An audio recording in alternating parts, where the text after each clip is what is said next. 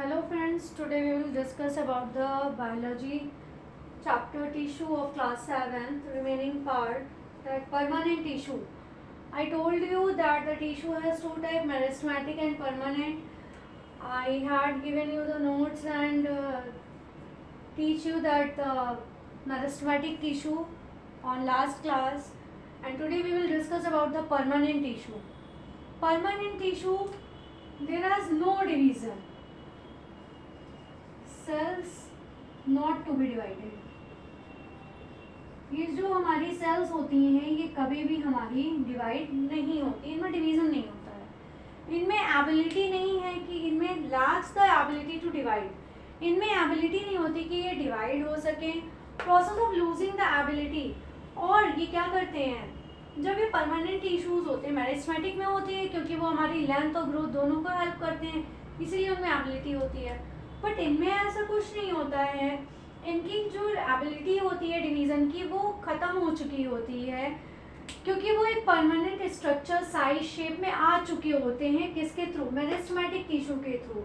इसीलिए इनमें डिवीज़न की कमी होती है, इनमें डिवीज़न की कोई ज़रूरत ही नहीं होती है क्योंकि वो सारा काम हमारा मेरिस्टेमेटिक टिश्यू पूरा कर चुका होता है और यहाँ पे आते आते वो एक परफेक्ट साइज शेप और स्ट्रक्चर में आ चुके होते हैं। इसीलिए ये इनमें डिवीज़न की एबिलिटी नहीं होती है और इस प्रोसेस को हम कहते हैं डिफरेंशिएशन। डिफरेंशिएशन मतलब क्या हो गया कि एक प्रोसेस से दूसरी प्रोसेस में आना। मेरिस्टेमेटिक में आपका डिवीज़न होता है और इसमें आपका डिवीज़न नहीं होता है, तो डिवीज़न वाले से फेज से हमारे परमानेंट फेज में आने की प्रोसेस जो होती है वो कहलाती है डिफरेंशिएशन। अब ये जो होते हैं हमारे परमानेंट टिश्यू, ये भी टू टाइप्स के होते हैं, सिंपल और कॉम्प्लेक्स। जैसा मैंने कल आपको चार्ट में बताया था अपनी लास्ट क्लास में।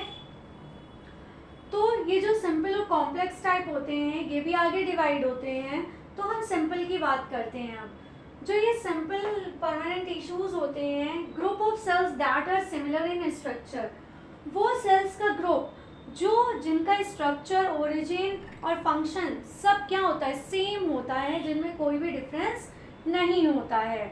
Group of cells that are similar in structure, जिनका स्ट्रक्चर सेम होता है, ओरिजिन सेम होती है, सिमिलर होती है, जहाँ से वो बनते हैं वो भी सेम होते हैं, और जो उनका फंक्शन होता है वो भी सेम होते हैं, उनमें फंक्शन में भी कोई भी अंतर नहीं होता है, जो काम होते हैं उनके सेम ही होते हैं। अब ये जो सिंपल हैं हमारे परमानेंट टिश्यू, ये भी आगे जाके टू टाइप्स से उनके फंक्शन के अकॉर्डिंग डिवाइड होते हैं। पहला प्रोटेक्टिव और डर्मल टिश्यू।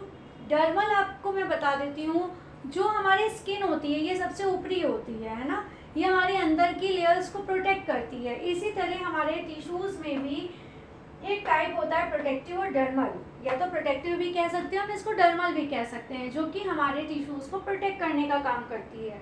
और दूसरा है सपोर्टिव या ग्राउंड टिश्यू। सपोर्टिव वो टिश्यूज़ होते हैं जो टिश्यू को हेल्प करते हैं, सपोर्ट करते हैं कि वो ग्रोथ करें, डिवीज़न करें, हर चीज़ में हेल्प करते हैं। अब हम बात करेंगे इनकी प्रोटेक्टिव और सपोर्टिव की बात करते हैं, ठीक है। परमानेंट में आ गए, मेरिस्टेमेटिक हमारी लास्ट क्लास में कंप्लीट हो गया था। परमानेंट में हमारे जो कल मैंने आपको डिवीज़न बताया था, सिंपल और कॉम्प्लेक्स। सिंपल में हमारे आते हैं स्क्लेरेन्काइमा, कोलेन्काइमा, पैरेन्काइमा, और जो हमारा दूसरा था कॉम्प्लेक्स, उसमें जाइलम और फ्लोएम आते हैं, ठीक है। ये मैंने आपको कल की क्लास में बता रखी है। तो अब हम बात करेंगे किसकी, प्रोटेक्टिव टिश्यू की बात करते हैं। पहला जो सिंपल के अंदर भी हमारे फंक्शन के बेसिस में है, डिवीज़न हुआ है इसका, protective tissue, protective simple tissue. जो प्रोटेक्टिव सिंपल टिश्यू हैं ये भी हमारे डिवीज़न होता है, इसमें भी 3 टाइप्स होते हैं इसमें, ठीक है। एपिडर्मिस पहला है, जो सबसे आउटर लेयर होती है वो है एपिडर्मिस, उसके बाद है हमारी कॉर्क आती है, उसके बाद हमारा वैक्स आता है। ये 3 टाइप्स हो गए हमारे इसके। टाइप्स के भी टाइप्स हैं, कितने टाइप्स हैं ये आपको लर्न करने पड़ेंगे, ठीक है। तो अब हम सबसे पहले बात करते हैं एपिडर्मिस की। ये हमारी आउटर कवरिंग होती है, एपिडर्मिस ये हमारी आउटर कवरिंग होती है. लेयर ऑफ सेल्स मेक्स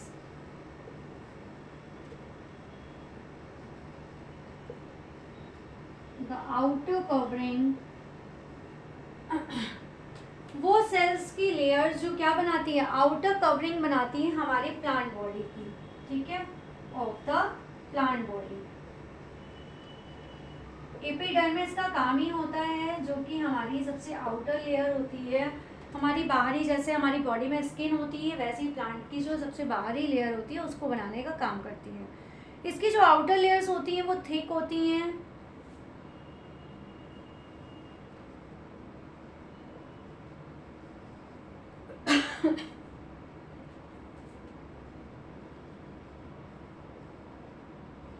वो थिक होती है और किससे बनी होती है, थिक होगी और कवर्ड होती है क्यूटिन से.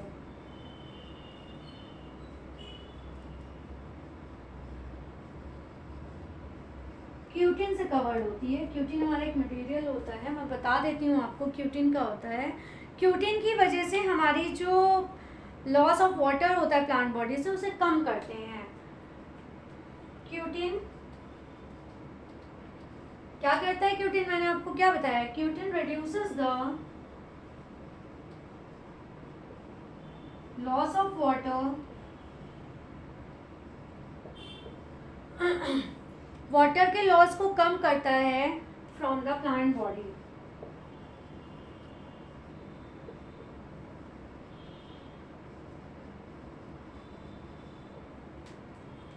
ठीक है, ये हमारे प्लांट बॉडी से वाटर को कम करता है. उसके बाद ये क्या करता है, जो स्टोमेटा होते हैं, इसमें स्टोमेटा का भी काम होता है.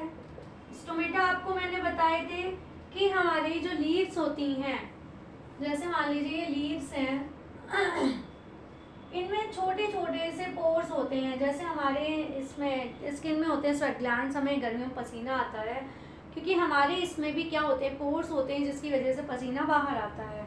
वैसे ही स्टोमेटा इसमें छोटे छोटे से डॉट्स हमें दिखाई देते हैं. अगर आप ध्यान से देखिए तो वो क्या करते हैं, हमारे वाटर लॉस को कम करते हैं, ट्रांसपिरेशन में हेल्प करते हैं.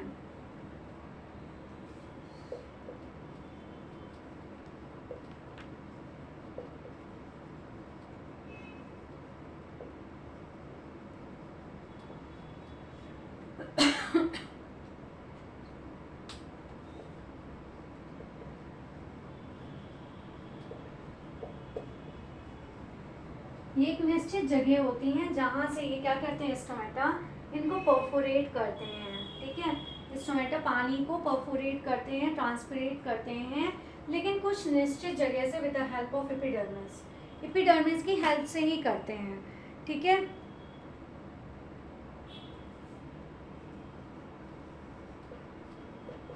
Helps in loss of water, ये पानी के लॉस को रोकती है. किसके थ्रू, ट्रांसपिरेशन के थ्रू.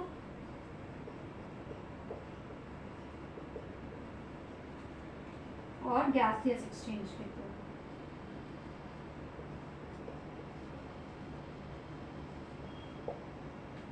ठीक है, अब ये हो गया एपिडर्मिस. एक बार फिर से बता देती हूँ, ये हमारे प्लांट बॉडी की आउटर कवरिंग को बनाने में हेल्प करता है.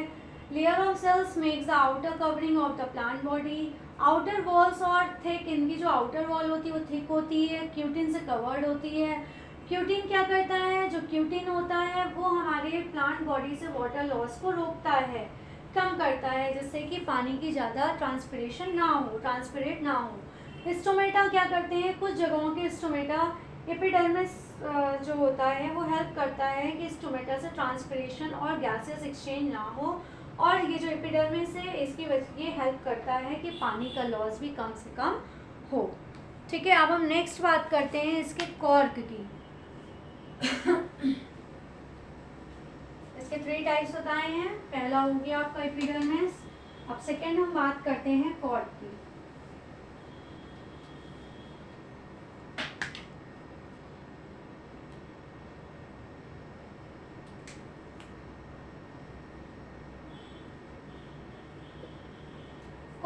होता है ये हमारे एक्सटर्नल प्रोटेक्टिव टिश्यू होते हैं, एक्सटर्नल प्रोटेक्टिव की ही बात कर रहे हैं ना, तो प्रोटेक्टिव में तो ये आएगा ही हमारा, जो प्रोटेक्शन का काम करते हैं हमारे एक्सटर्नल प्रोटेक्टिव टिश्यू भी इनको हम कहते हैं, ठीक है। ये एक्सटर्नल प्रोटेक्टिव टिश्यू होते हैं, ये हमारे इसमें डेड सेल्स रहती हैं, क्या रहती हैं इनमें, डेड सेल्स।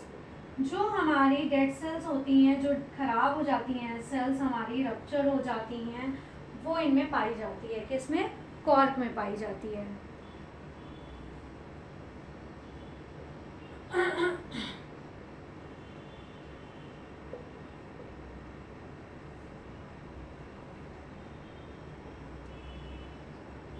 और ये हमारे प्लांट्स को प्रोटेक्ट करती हैं वाटर लॉस होने में, by evaporation and mechanical injuries, by evaporation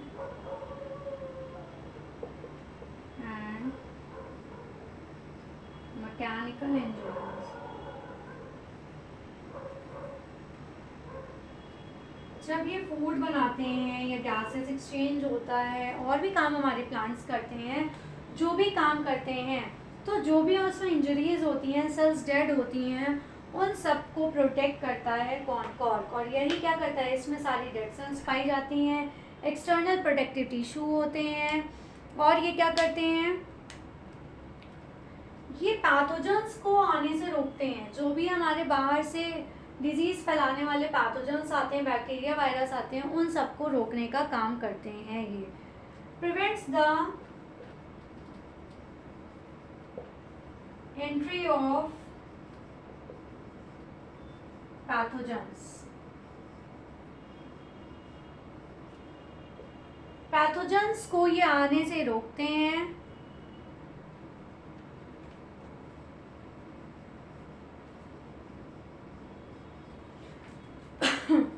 sorry,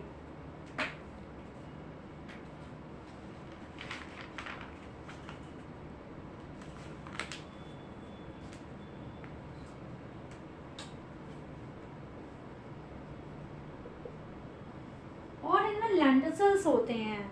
lenticels क्या काम करते हैं, लेंटिसल्स हमारे ट्रांसपिरेशन में हेल्प करते हैं।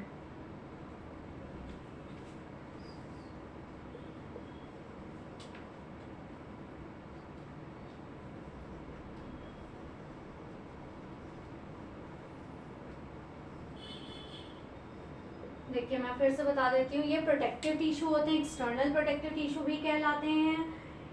इनमें डेड सेल्स होती हैं, ये प्रोटेक्ट करते हैं प्लांट्स को कि इसमें वाटर लॉस ना हो, किसके थ्रू, इवेपोरेशन और मैकेनिकल इंजरीज के थ्रू। और ये पैथोजेंस को रोकते हैं, और गैसियस एक्सचेंज में जो लेंटिसल्स होती हैं उनको भी बर्दाश्त करते हैं, बियर करते हैं, सहन करते हैं। जो प्रॉब्लम्स होती हैं उनको भी फेस करते हैं, कौन, कॉर्क फेस करता है। कॉर्क क्या करता है, इनको बचाने का काम करता है। और अब हम बात करेंगे इसके थर्ड पार्ट की, वैक्स की।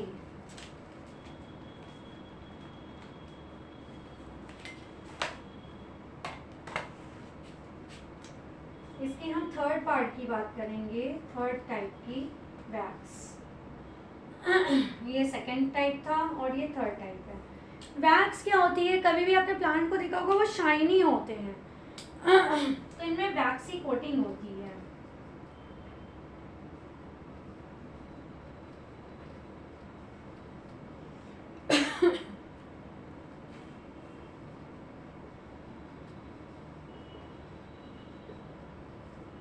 जिसकी वजह से शाइनी होते हैं, ठीक है। Present in the form of vaccine coating on the leaves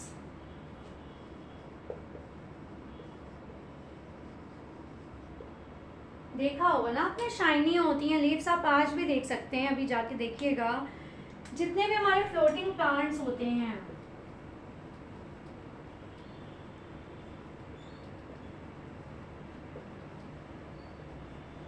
floating plants होते हैं, उनमें ये हमारी वैक्स पाए जाते हैं जो शाइनी होते हैं।